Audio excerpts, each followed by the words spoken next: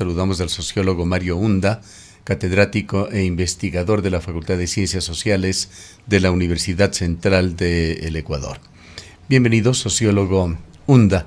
Usted es un conocedor, un investigador, entre otras cosas, de los movimientos indígenas de Ecuador. Quisiéramos conocer su punto de vista sobre qué es lo que está sucediendo, qué tanta legitimidad tienen las declaraciones que lo han dado algunos dirigentes del movimiento indígena, incluyendo Leonidas Issa, en el sentido de un apoyo unánime de todas sus organizaciones a la candidatura de Luisa González, cuando hay, a través de declaraciones de otros dirigentes, se deduce una situación que no está clara y que aparentemente las declaraciones que se han dado no representarían en forma plena el sentir de estos colectivos. ¿Cómo ve usted la situación? ¿Qué es lo que conoce?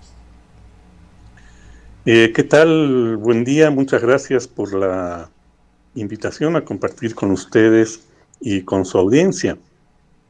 Bueno, lo que estamos viendo me parece que es algo absolutamente normal dentro de los movimientos sociales. Los movimientos son espacios de organización de decenas de miles de personas, a veces centenares de miles de personas, y evidentemente el hecho de que puedan tener una opinión unánime sobre algo, en este caso la segunda vuelta electoral, es algo dudoso, por decirlo de alguna manera. Esto en primer lugar, o sea, las discrepancias al interior de las organizaciones son parte de la vida normal de los movimientos. En segundo lugar, yo creo que han habido interpretaciones interesadas de cómo se han ido moviendo los diferentes actores dentro del movimiento indígena y de otros sectores en relación con el tema electoral. De partida, es evidente que Leonidas Issa, en un artículo que publicaron, si no recuerdo mal, en la revista Jacobín, señalaban que habría que respaldar la candidatura de Luisa González, a la que caracterizaba de socialdemócrata, para enfrentar al neofascismo de Daniel Noboa.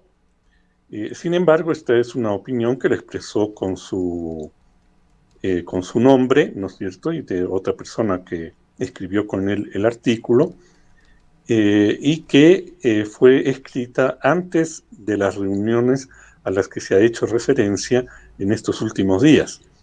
Esto quiere decir que Leonidas Issa tenía efectivamente una posición favorable a darle un voto de respaldo a Luisa González para la segunda vuelta. Sin embargo, lo que no es cierto es lo que se ha dicho por parte de dirigentes de la CONFENIAE, por parte del dirigente de la COMIC y por parte de una serie de periodistas que analizan la temática, de que se hubiera tratado de forzar en la asamblea de la CONAIE a que se dé esta resolución. De hecho, en la asamblea de la CONAIE se expresaron diversos puntos de vista, algunos sectores que estaban de acuerdo con la posición de Issa, otros sectores que estaban en desacuerdo. Algunos de los que estaban en desacuerdo hablaron de votar a favor de Noboa, como lo hizo el presidente de la COMIC. Otros hablaron del voto nulo y otros hablaban de dejar en libertad a las bases para que emitan su voto. Por lo tanto, efectivamente, en esta reunión de la CONAIE no hubo una resolución de respaldo a la Revolución Ciudadana tal como apareció en algunos medios el mismo día, incluso antes de que se acabe la reunión. Posteriormente, se llamó para el pasado 12 de marzo a esta Asamblea Plurinacional. Cuando nosotros miramos, no tenemos el listado completo de las organizaciones que participaron en esa asamblea, pero viendo algunos videos y fotos, podemos identificar evidentemente,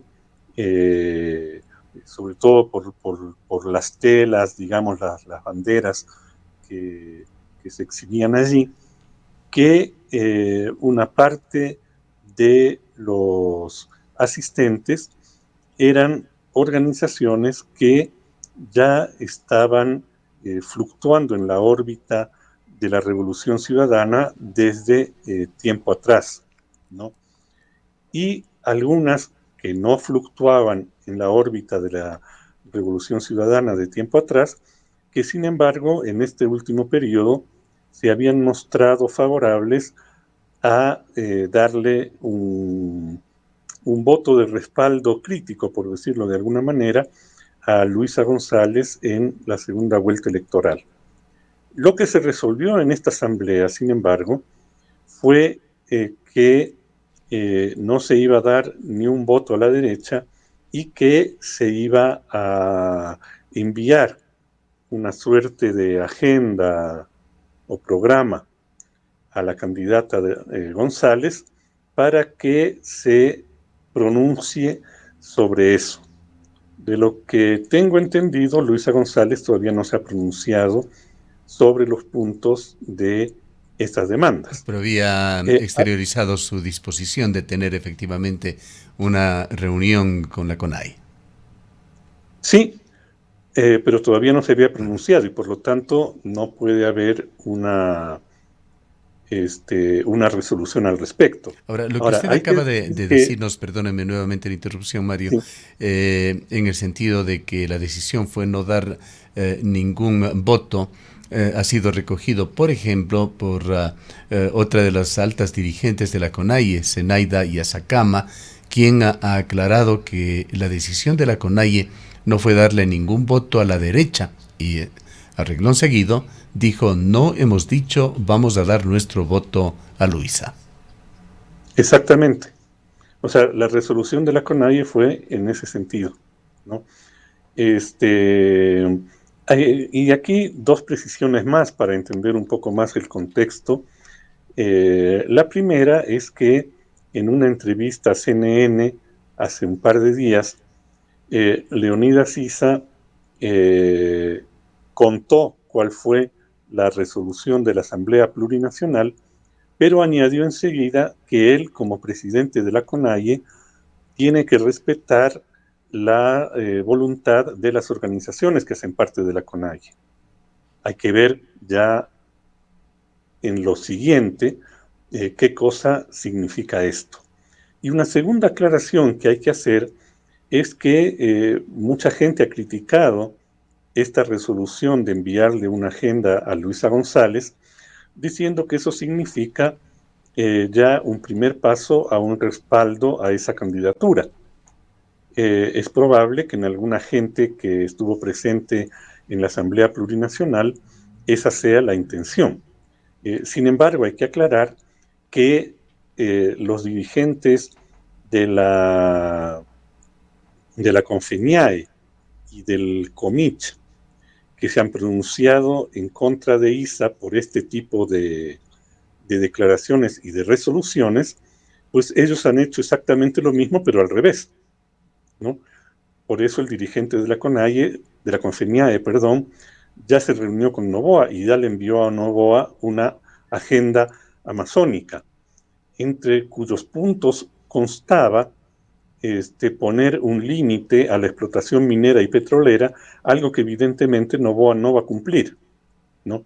Pero eso muestra también el modo como desde estos otros sectores se manejan los discursos para justificar un voto hacia la segunda vuelta. Ahora, Y en el caso del dirigente... estas declaraciones de la CONFENIAE, así como de la COMICH, que es la Confederación de Movimientos Indígenas de Chimborazo, ¿son orgánicas? ¿Qué es lo que conoce usted? ¿Representan realmente a lo que las bases de cada una de las dos organizaciones han decidido o son también llamaríamos exabruptos o declaraciones individuales de los dirigentes, en el segundo caso de Fernando Guamán, quien preside la Comich.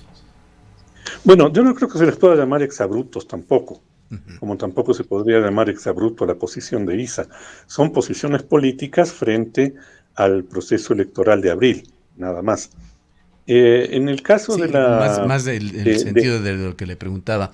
Son el reflejo de decisiones orgánicas de cada una de las organizaciones o son opiniones bueno, individuales.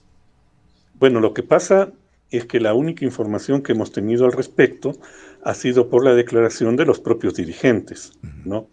Entonces allí, digamos, igual puede caber porque, por ejemplo, yo leí en la primera información respecto a la Confeniae que decían que habían resuelto unánimemente esta posición.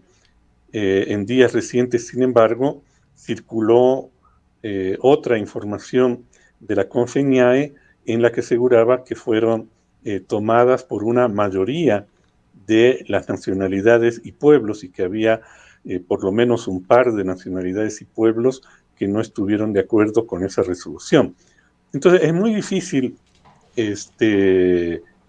aseverarlo en términos absolutos, pero uno puede decir de cualquier manera que una mayoría de quienes estuvieron presentes en la reunión de la Confeniae eh, estuvieron de acuerdo con esa resolución, lo que no significa necesariamente que la mayoría de las organizaciones de base estuvieran de acuerdo, y lo propio puede decirse respecto a la Comich, ¿no es cierto? Uno puede asumir que una mayoría de los asistentes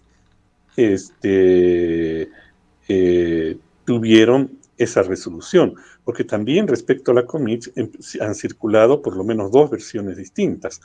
La primera versión que decía inicialmente que habían resuelto respaldar a Daniel Noboa, y una segunda más reciente que decía que la resolución fue darle, digamos, no votar por Luisa González y dejar en libertad a las bases de la organización de si votaban por Noboa o votaban nulo.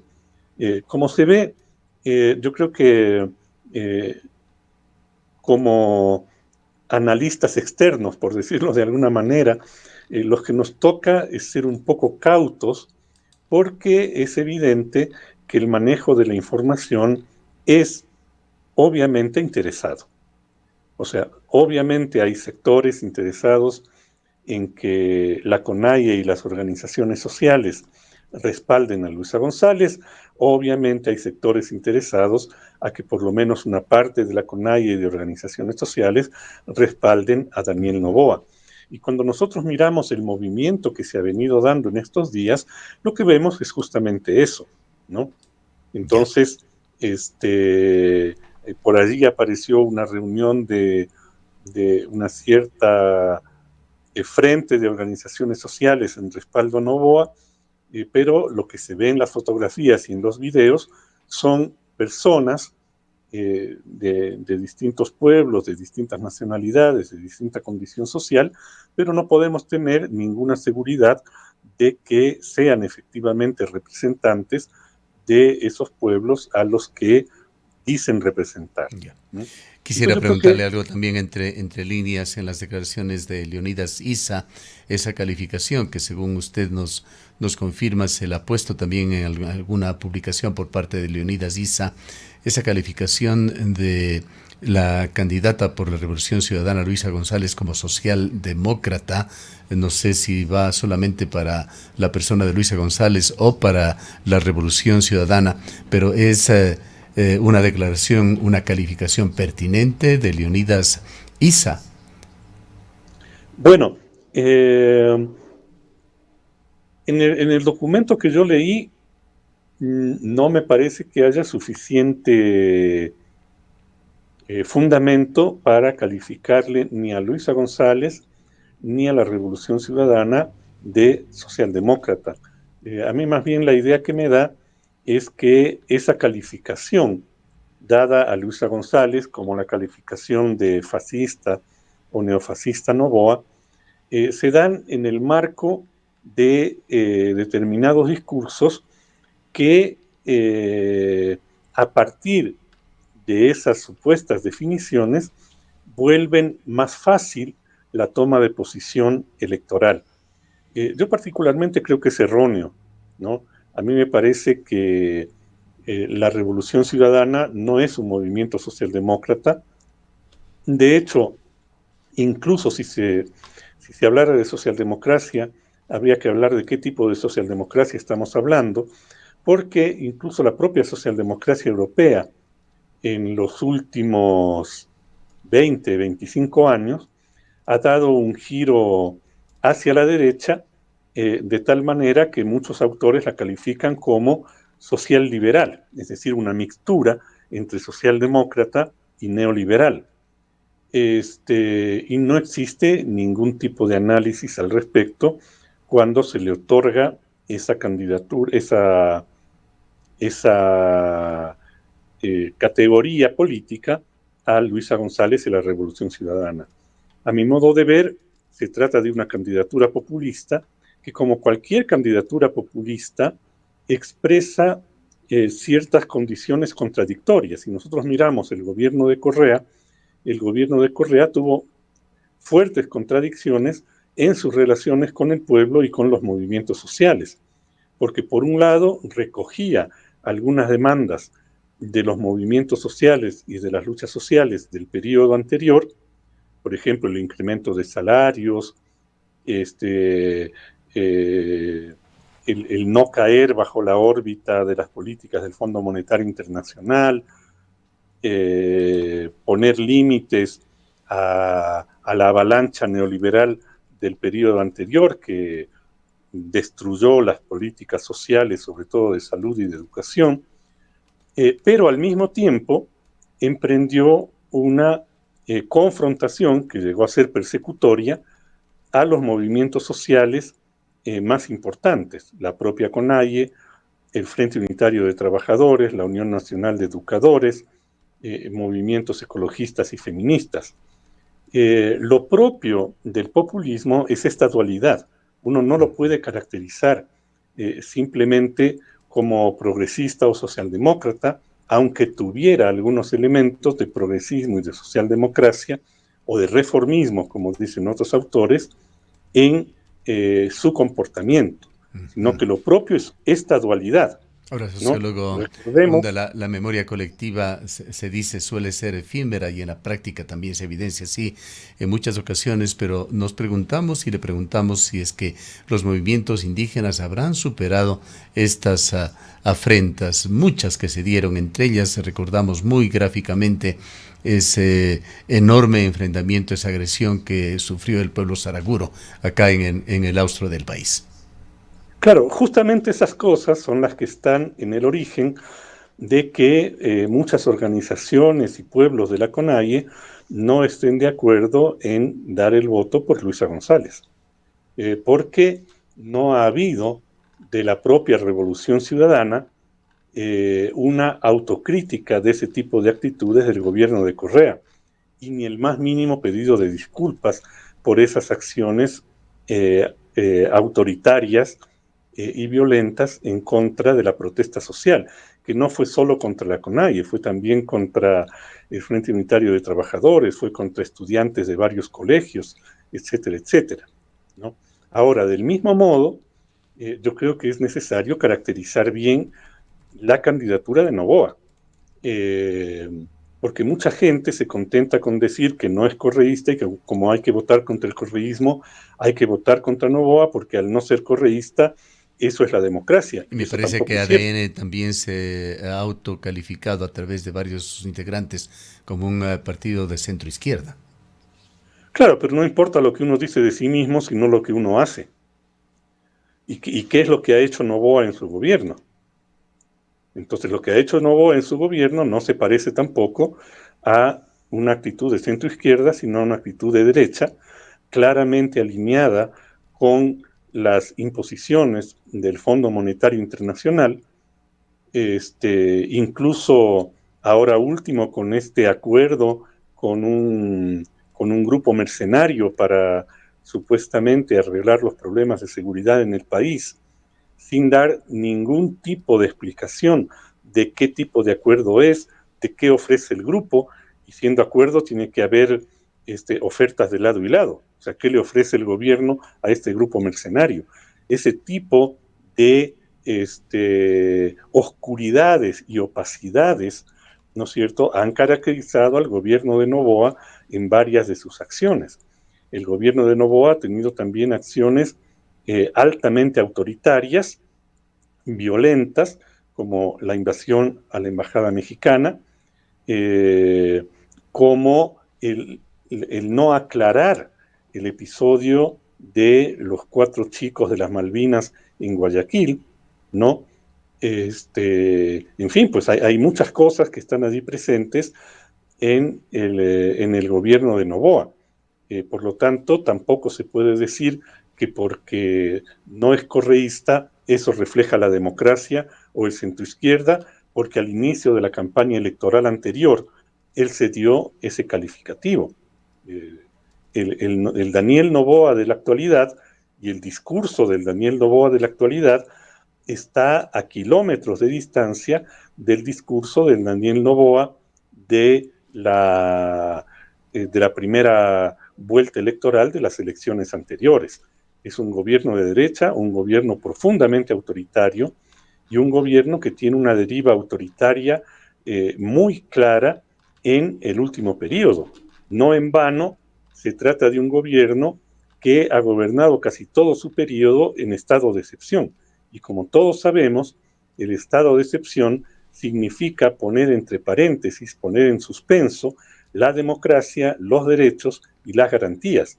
Entonces yo creo que cuando se hacen ciertas lecturas simplificadoras, ¿no?, se lo hace con el único objetivo de justificar la toma de posición electoral que diversos actores, a favor del uno o a favor del otro, ya han tomado previamente. Bien, vayamos también a ese otro debate del cual se habló mucho cuando terminó y se dieron los resultados de la primera vuelta, de si el voto es efectivamente endosable. ¿Qué significado tienen las declaraciones que han sido profusas en esta semana? Varios dirigentes de partidos y movimientos políticos, incluyendo el señor Diza, de quien acabamos de hablar, o el movimiento indígena, hicieron estos anuncios. Y además hay la particularidad de que en esta ocasión, quizá con excepción de la CONAIE, que no deja de ser un porcentaje bajo, hablar de un 5%, el resto de organizaciones tienen realmente porcentajes ínfimos. Pero, por ejemplo, Democracia Sí, Construye, han declarado de que sugieren a sus adeptos, a los integrantes afiliados a estos partidos o movimientos que voten por Noboa. ¿En qué medida, considerando nuevamente estos temas, piensa usted este endoso del voto puede funcionar, o cuál podría ser la reacción de los votantes afiliados a cada movimiento? Bueno, en primer lugar, yo creo que habría que recordar que en el Ecuador, en la historia reciente del Ecuador, del retorno de la democracia para acá, han sido muy pocos los partidos que han logrado endosar su votación, ¿no? Es decir, partidos que han tenido una fidelidad político-electoral por parte de no solo de sus afiliados, sino también de sus votantes, ¿no? Yo creo que nosotros hemos tenido 3 experiencias de eso y nada más hasta ahora, ¿no? La primera es la del Partido Social Cristiano en su buena época, ¿no? La segunda, la de la izquierda democrática, igualmente en su buena época. Y la tercera, la de la Revolución Ciudadana en la buena época del correísmo, ¿no? Es decir, en el primer periodo del gobierno de Correa. A partir de entonces, nosotros hemos visto que el correísmo ha mantenido una cierta adhesión importante, es alrededor del 30%, ¿no es cierto?, que por motivos del conocido voto útil ahora ha llegado hasta el 40%. pero yo creo que en la realidad debe seguir manteniéndose en el 30% que les ha caracterizado en este último tiempo. ¿Y ese otro Por fuera 10, de eso, qué sería? perdón, Ese otro 10%, ¿qué sería? ¿Qué constitución? ese otro diez por A qué ciento tendencias yo creo políticas que representa? son, yo creo que representa personas que tienen una convicción democrática, que se califican de centro izquierda o de izquierda y que optaron por González como una forma de voto útil para que no gane Noboa en primera vuelta. Me parece que también en la votación de Noboa hay una parte significativa, no me atrevería a dar un porcentaje, pero diría que por lo menos debe ser de la misma magnitud, de población que votó por Noboa, no porque sepa lo que propone Noboa ni le importe nada su programa, sino simplemente para que no gane el correísmo. Ahora, eso en cuanto a una primera parte de respuesta. Una segunda parte de respuesta, en las organizaciones sociales propiamente tales, no hemos tenido en el Ecuador experiencias que se pueda hablar de endoso del voto, ¿no? Algo que sí se ha Las, visto, sin embargo, es declaraciones que tratando de atacar a un partido político, más bien ha generado una reacción contraria. Recordemos declaraciones del Partido Social Cristiano en contra de los votantes del PRE, por ejemplo. exactamente, claro, porque nosotros tenemos en nuestra cultura política yo diría, una conducta tradicional de la que muy poco se habla, y es de que hay un grado de sospecha, podríamos decir, amplia de parte de la población respecto al conjunto de los representantes políticos y a veces incluso respecto a los representantes sociales. Entonces, le siguen, ¿no es cierto? Eh, eh, Adoptan eh, sus lineamientos políticos en algunas condiciones, pero guardan cierta distancia, guardan una cierta sospecha de que no se entregan con completa fidelidad a esas organizaciones o a esas candidaturas. De hecho, de esto se había hablado, yo recuerdo en los estudios politológicos ecuatorianos y latinoamericanos de los años de 1980 y 1990, cuando se comparaba la fidelidad de la votación demócrata y republicana en los Estados Unidos o de la votación conservadora, liberal o socialdemócrata en Europa, que era mucho más fiel que las votaciones latinoamericanas. Lo que estamos viendo en Europa actualmente es que incluso en Europa esa fidelidad se está disolviendo, ¿no es cierto? Y estamos entrando en un nuevo escenario de crisis de representación política y de crisis de hegemonías que me parece que es lo que marca la época actual. Bien, para finalizar, sociólogo Hunda, en esta situación, estas elecciones ecuatorianas que han arrojado resultados sui generis, entre los cuales están empates tácitos en la composición de la Asamblea, empates tácitos en la votación que obtuvieron los dos candidatos finalistas con una diferencia de apenas 16,000 votos. ¿Qué tan importante va a ser el debate presidencial? Dentro de 8 días se realizará este debate. ¿Piensa usted que podría ser una de las piezas que ayude de alguna manera a los indecisos? Yo creo que para una franja muy pequeña de votantes el debate puede ser fundamental.